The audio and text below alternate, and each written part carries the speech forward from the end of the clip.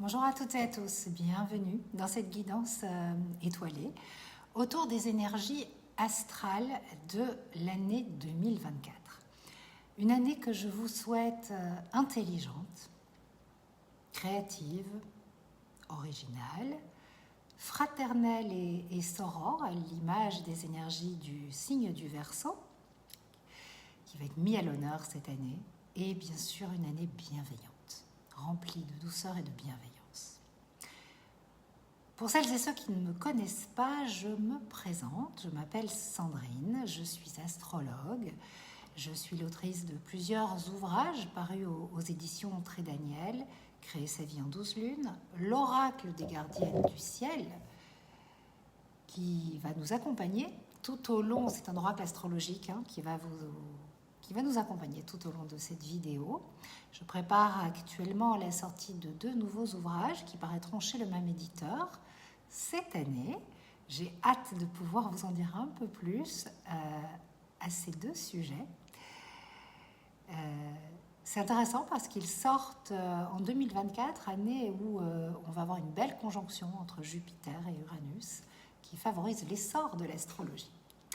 Ça fait 8 ans que j'auto-édite le Moon Journal, un guide astrologique étoilé qui vous permet de co-créer votre année, en l'occurrence l'année 2024, en vous accordant au rythme de la Lune, qui vous permet de vivre la magie du cycle lunaire dans sa dimension énergétique, symbolique, archétypale. Il ne reste que quelques exemplaires de la version papier, et sinon vous avez la version PDF que Sylviane, ma sœur, a mis en ligne, tout ça sur mon site astrobohème.fr.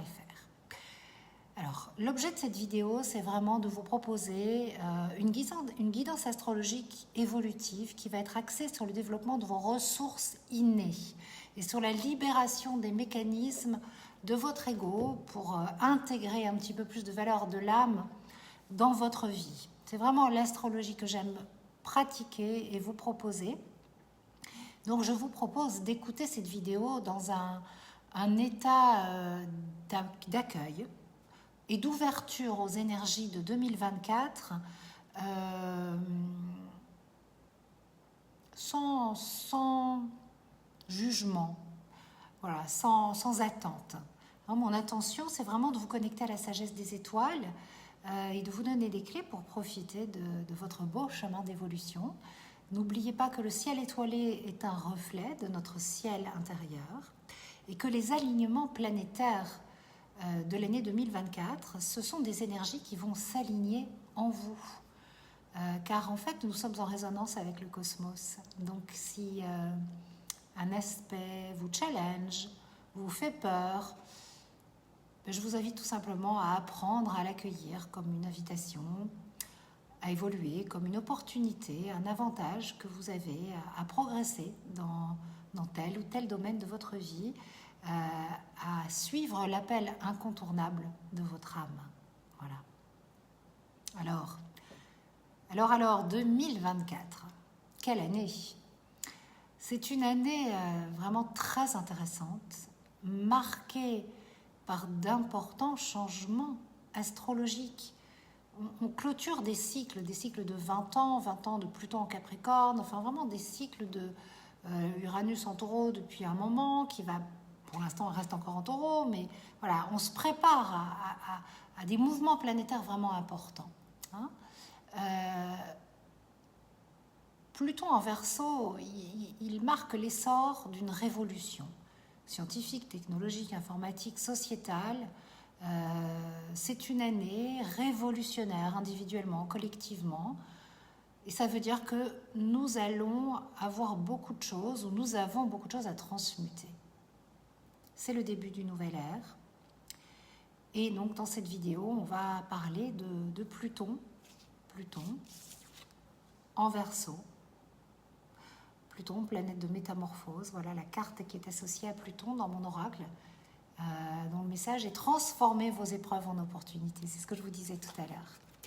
Ensuite, on va parler de l'alignement Jupiter-Uranus en Taureau, un aspect qui souligne l'urgence de la question écologique et qui va favoriser par contre le déploiement des valeurs du féminin dont la femme est porteuse en tant que gardienne du vivant.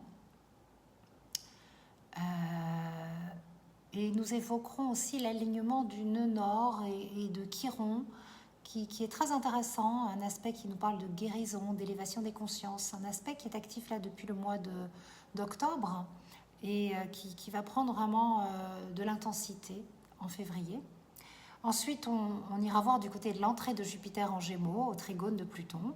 Ça, c'est un dialogue céleste qui s'annonce très riche et un alignement très riche en termes d'inventivité.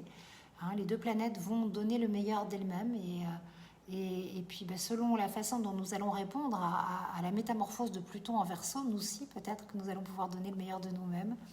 En tout cas, ça sera très intéressant à étudier. Il y a une conjonction Saturne-Neptune qui s'amorce dans le signe des Poissons, qui vient en fait nous reconnecter à la réalité.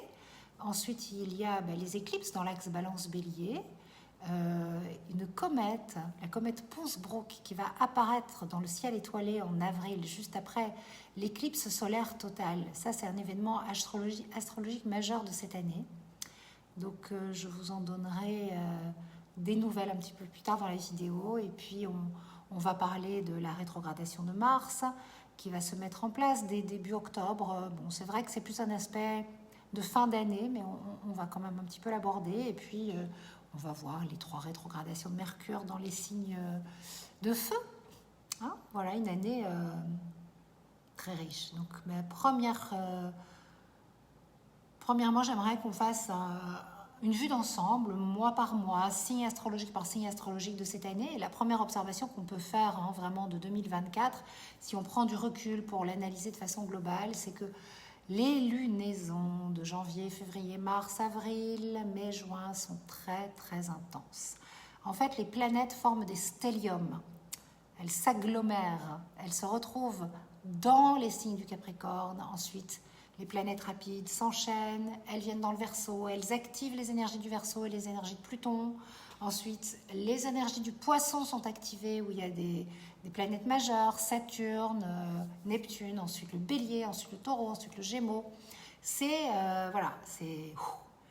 On est connecté vraiment aux saisons astrologiques. Mars est une planète qui va rester très virulente cette année. Son énergie va pas être simple. Elle va conjoindre Pluton, Saturne, le nœud nord, Uranus, Jupiter. Donc bon, là, c'est quand même la guerre. Alors, quelle guerre? La guerre intérieure. Voilà. Il y a quelque chose de violent qui reste là. Il va s'opposer à Pluton à la fin de l'année dans une énergie de conflit souterrain, de régénération nécessaire du masculin. Donc, nous allons vivre une année vraiment révolutionnaire dans tous les sens du terme. Et janvier, c'est un mois qui est très Capricorne. Il a commencé avec Yule. Nous sommes en plein dans les énergies structurées, introspectives du Capricorne, de la terre de cristal qui nous invite à nous centrer sur nous et à revenir à l'essentiel. Voilà le message qui est associé à la carte de mon oracle des gardiennes du ciel, pour porter un nouveau regard sur nous, pour une profonde reconnexion à soi et aux valeurs qui nous sont essentielles. Ensuite vient le mois de février, l'ère nouveau du Verseau, qui va mettre en avant, souligner Pluton en Verseau, parce que Mercure, Vénus et Mars vont dialoguer avec l'astre des profondeurs et nous inviter, c'est quand même des planètes personnelles, le féminin, le masculin de notre être, à descendre dans nos profondeurs. Le mois de mars, il va être très important. Nous allons plonger dans l'eau de grâce des poissons pour communier avec le grand trou. Et la saison des éclipses va s'ouvrir. Il va y avoir une éclipse lunaire en Balance qui sera suivie en avril d'une éclipse solaire totale en Bélier. Mais surtout, en mars, on va voir la conjonction Mars-Saturne en Poisson, ensuite Mars-Neptune. Mars et Saturne, c'est un tout nouveau cycle de 2 ans qui démarre pour ces planètes. C'est les 2 maléfiques, comme disaient les anciens. Donc ça va être tricky, comme ils disent en anglais. Voilà, assez tendu. C'est un aspect chaotique. Et l'image qui me vient, c'est celle d'un bateau qui coule, au sens propre comme au sens figuré. Et avril est marqué par la conjonction Jupiter-Uranus qui vient faire du bien après cette plongée. Voilà. Hein, donc il y aura le feu du printemps qui vient réveiller quelque chose. Et ensuite, fin avril, dans la terre fertile du Taureau, l'énergie de Uranus qui vient tout intensifier avec Jupiter. Mars sera en bélier, conjoint le nœud nord, donc ça va créer quand même une forte énergie de division. Il va voir canaliser ce feu printanier. Et au moment finalement où les éclipses auront eu lieu, on va avoir cette comète qui apparaît dans le ciel, la comète Pons-Brooke le 21 avril. Et puis au mois de mai, on va swifter vers l'air léger des Gémeaux. Les planètes vont rejoindre Jupiter dans ce signe et ça sera plein feu sur la dynamique incandescente, adolescente, communicative, inventive de ce signe. Expérimenter, pétiller, c'est le message de la carte, c'est le message de la saison Gémeaux. Hein, et il va y avoir le trigone Jupiter-Pluton dans les signes d'air. Donc les deux planètes vont dialoguer ensemble pour se faire du bien, pour nous faire du bien, pour se renforcer l'une l'autre. Et au mois de juin, il va y avoir un bel aspect de régénération vénusien. Le Soleil et Vénus vont faire leur casimie, hein, et ça va régénérer les énergies de la déesse. Et puis ensuite, il y aura une régénération des énergies de Mercure vers le 20 juin pour une conjonction Mercure-Soleil. L'eau de source du Cancer, elle aura, ça c'est une eau qui bouillonne, qui s'émulsionne, parce que la conjonction Mars-Uranus va se faire, elle sera explosive, accidentogène. Voilà, il y aura des règlements de compte, en famille peut-être, il y a quelque chose de puissant qui ressort. Mais les planètes vont commencer à s'éloigner les unes des autres, et ce sera la fin des stelliums. Au mois d'août, Mercure va rétrograder dans le feu du cœur du signe du Lion. Et nous aurons le premier carré entre Jupiter et Saturne. Hein, donc, l'expansion jupitérienne va décroître. On va revenir à plus de bon sens. Et ça sera le moment de prendre du temps pour soi et allumer le feu de notre pouvoir personnel. C'est le message sur la carte. En septembre, j'ai Pluton qui revient, il y a Pluton qui revient en Capricorne et le Soleil qui s'oppose à Saturne, donc c'est le retour à la réalité de la rentrée et c'est le moment de nous appuyer sur la sagesse de notre conscience, hein, c'est vraiment le message de la saison Vierge. Et il va y avoir dans le ciel un trigone entre Uranus et Pluton, un aspect vraiment très important qui va aussi relier Neptune, donc les trois transpersonnels vont s'unir de concert pour nous accompagner, nous dire ouais, la direction c'est là, on est en train de les construire, les énergies du Verseau, et tout se met en place, et cet aspect va nous accompagner jusqu'en 2029-2030. La saison Balance, c'est un temps d'équilibre, sachant qu'en octobre on a la rétrogradation de Mars qui commence, puisque Mars va atteindre les degrés en Cancer, où il va revenir lors de sa rétrogradation. Donc il faudra être attentif à l'énergie de Mars dans cette période d'équinoxe, d'équilibre. Fin d'un chapitre, celui des éclipses dans la saison Balance, l'histoire des liens qui font du mal, mais maintenant c'est des liens qui font du bien. La pleine lune d'octobre, elle va être intense parce qu'elle sera challengée par les énergies de Mars, de Pluton. Novembre aussi, Mars sera encore plus dans sa rétrogradation puisqu'il sera dans sa zone d'ombre. Il va rétrograder qu'en décembre, vers le 10 décembre si je ne me trompe pas. Mais ça se met en place. Et donc, dans son opposition à Pluton, la planète vient transmuter ses énergies. Et quand même, ça reste une année marquée par l'énergie de Mars, le dieu de la guerre. Donc, quelle énergie agressive et violente devons-nous transmuter ? Dans les eaux du Scorpion, où nous avons beaucoup de choses à transmuter, s'enchaîne avec les énergies du feu de l'esprit du Sagittaire, où on aura la dernière rétrogradation de Mercure, qui s'enchaîne avec la rétro de Mars, qui retourne vers le signe du Cancer pour embrasser sa nature solaire, puis lunaire, régénérer tant le masculin que le féminin de l'être. Ça va être une année, une fin d'année, mais une apothéose. Ça va être très intéressant.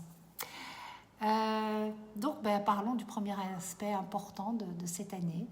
C'est l'entrée de Pluton, planète de la métamorphose, dans le signe du Verseau, où la planète va rester 20 ans, avec un petit retour. Hein. Il va tirer sa révérence cet automne, enfin en septembre et en octobre, en Capricorne, mais ça y est, là, il bascule en Verseau. Donc c'est un nouveau chapitre de la vie sur Terre qui s'écrit, inédit, révolutionnaire. C'est l'aube d'une nouvelle ère qui dépasse, je pense, complètement notre imagination. On peut faire de la science-fiction, mais on verra bien ce qui va se passer. C'est des changements profonds, c'est une mutation sociétale, technologique, des innovations majeures. Pluton, c'est l'étoile d'Hadès. C'est le dieu des richesses, du plutonium, de l'argent, du pouvoir, de l'inconscient. Donc entre ombre et lumière, c'est une énergie en fait de destruction, qui peut être une énergie aussi de corruption, de pouvoir, d'avidité, comme de métamorphose nécessaire, hein, transformer vos épreuves en opportunités. Et quand Pluton rétrograde, c'est les lois karmiques transcender les ombres du passé. Là, définitivement, avec le signe du Verseau qui est le signe du futur, Pluton est un symbole de renaissance, c'est une énergie qui vient transmuter les ombres du passé et qui nous amène à une véritable révolution de l'être pour la liberté d'être. Alors, sur le plan technologique, Pluton, en 2023, il a fait une première apparition en Verseau et il nous a donné un avant-goût de ses effets, avec notamment l'explosion de l'intelligence artificielle. On va voir ce que ça va donner. Maintenant, en face du Verseau, il y a le Lion. Hein, donc, sur un plan transpersonnel, Pluton en Verseau, c'est une sorte de renversement des têtes couronnées. C'est le roi est mort, vive le roi. Hein, il y a vraiment une dynamique anarchique qui est là, qui vient détruire les anciennes formes pour en construire de nouvelles. Et donc tout ce qu'il y a de Verseau en nous et dans le monde va connaître de profondes mutations. La Chine, la France, les pays modernes, tout ce qui est en lien avec la modernité, en fait, avec une espèce de course à tout ce qui peut être en lien avec une forme de déshumanisation. Hein. En même temps, c'est une dynamique qui peut être très inventive, car il y a du génie créatif dans le Verseau, tout autant en fait que des défis transhumanistes à dépasser. Parce qu'effectivement, l'ombre de Pluton en Verseau, c'est la robotisation de la société, la déshumanisation. On se coupe du vivant. Mais sur un plan transpersonnel, Pluton en Verseau, il enlève des couches, et des couches d'ego. Il nous parle de retrouvailles avec notre liberté d'être. Il nous aligne avec les valeurs de notre âme. Pour moi, c'est vraiment ça. L'ère du Verseau, c'est nous aligner de plus en plus avec les valeurs de notre âme et vivre dans la lumière de notre âme. Voilà. Et donc Pluton, qui est une planète invisible, liée à notre inconscient, c'est vraiment une énergie qu'on ne voit pas venir. En fait, on la sent, on la pressent, un peu comme on pourrait ressentir un danger. Ça ne veut pas dire que Pluton est synonyme de danger, hein, même s'il peut l'être, il peut être très très destructeur. Mais en fait, c'est quelque chose qui s'installe de façon progressive, comme un changement d'atmosphère. Parce qu'il y a un cheminement intérieur qui se fait pour une remise en question profonde, un besoin de se reconnecter vraiment, mais vraiment à soi, au-delà des apparences, au-delà de la vanité, de l'orgueil, de l'ego, au-delà de ce qu'on affiche de soi. Hein. C'est vraiment le face-à-face, Verseau-Lion. En face du Verseau, il y a le Lion. Donc, le signe du Verseau, avec Pluton, vient transmuter les apparences égotiques du Lion pour que l'authentique soi soit révélé. Et le moi superficiel est mis à nu. Vous savez, cette année, il y a un aspect très intéressant. C'est l'alignement du nœud nord et de Chiron en bélier. C'est vraiment un aspect de guérison profonde. Le nœud nord, c'est une énergie un peu prométhéenne. Hein. Souvent, on en parle dans le développement personnel de façon un petit peu trop positive, comme si c'était la promesse d'une vie meilleure. Moi, je pense que c'est vraiment l'appel incontournable de l'âme. Et on peut se faire dévorer par les énergies du nœud nord, Mais là, c'est une expérience collective de guérison que nous vivons, une expérience incontournable, qui bien sûr peut être prométhéenne et nous aveugler. Mais c'est un aspect qui est vraiment puissant, qui vient peut-être aussi assagir l'énergie de Raoult, l'énergie du nord. Chiron, il a la clé de la guérison. Donc on va avoir des clés importantes, comme si on nous téléchargeait des codes, mais c'est surtout des clés, parce que peut-être vous allez faire un travail de prise de conscience, il y a un travail d'éveil. Uranus, c'est l'éveil de la conscience. Et donc, en fait, ça va amener des véritables profondes guérisons de modes de fonctionnement qui ne sont plus du tout alignés. C'est la fin d'une façon de fonctionner Capricorne, le vieux monde, pour aller vers le nouveau monde. Et ce qui va encore plus activer ça, c'est l'aspect reconnu pour sa positivité, c'est la rencontre entre Jupiter et Uranus dans le signe du Taureau au printemps, fin avril, un aspect qui se forme tous les 14 ans. Jupiter, planète d'expansion, Uranus, planète d'intelligence, planète que j'associe à la révolution intérieure, planète que j'associe à l'intelligence, à l'astrologie. Donc cet aspect va être synonyme d'inventions révolutionnaires qui vont être favorables à l'écologie, au déploiement de l'écoféminisme, de la science d'Uranus, car Uranus c'est le ciel étoilé. C'est aussi une dynamique très concrète puisque ça se passe dans les énergies du taureau. C'est synonyme de découverte, d'inventions qui vont révolutionner notre façon d'habiter le monde, notre quotidien aussi. Alors bien sûr, ça va certainement passer par les smartphones et tout ce qui est en lien avec le digital, mais on est quand même dans l'énergie de la Terre. Donc on va voir concrètement ce que ça va donner. En tout cas, moi, je ressens une grande poussée en avant, une libération d'énergie, de progrès. Et pour moi, c'est certainement l'aspect le plus encourageant, le plus fertile et le plus enthousiasmant de l'année. Je suis vraiment curieuse de voir ce qui va se passer au printemps. On aura l'occasion, je pense, d'en reparler. Un autre aspect important, c'est l'entrée de Jupiter, la bonne étoile du ciel. Je la cherche, ma petite carte de Jupiter, la voici. Dans le signe des Gémeaux, ça sera au mois de mai. Jupiter, c'est une planète qui a un cycle de 12 ans, donc on le retrouve dans ce signe tous les 12 ans. Donc où en étiez-vous il y a 12 ans? Et cette année, la particularité du transit de Jupiter en Gémeaux, c'est qu'il va dialoguer immédiatement avec Pluton, fraîchement arrivé dans le Verseau. Donc ce trigone, cet angle entre les deux planètes, ce dialogue harmonieux, active de façon positive les énergies de l'astre des profondeurs. Ça va, je pense, réguler l'ombre et l'énergie transhumaniste de Pluton en Verseau, ou anarchiste. Et donc, Jupiter, quand il va être dans les Gémeaux, il va quand même nous challenger parce qu'il va se mettre au carré de Saturne en Poisson un peu plus tard, on va le ressentir au mois d'août.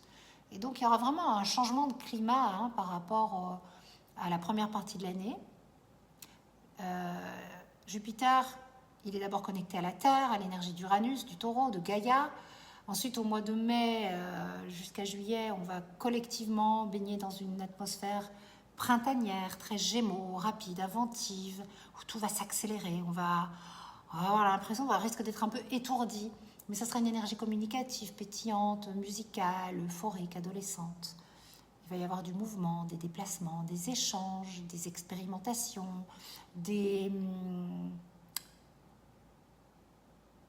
on va refaire le monde.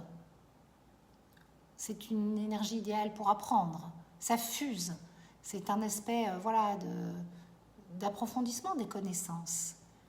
Et puis Jupiter, il va vraiment faire énormément de bien à Pluton en Verseau, je le redis, car la planète va pouvoir donner le meilleur d'elle-même. Et nous aussi, en fonction du sens et de l'orientation qu'on aura donné à Pluton.